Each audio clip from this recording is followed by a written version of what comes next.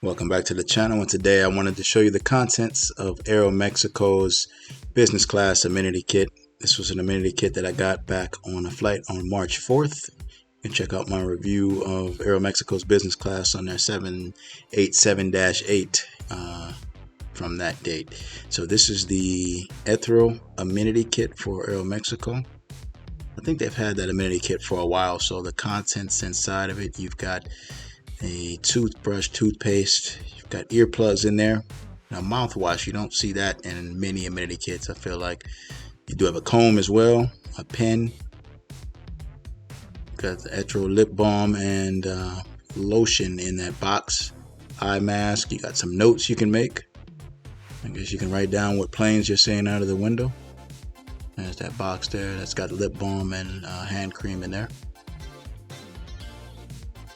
And you actually do get slippers, surprisingly enough. That's interesting. The slippers are actually in the amenity kit. It's a larger bag for the amenity kit that you got there from Aeromexico. So those are the contents of Aeromexico's business class amenity kit.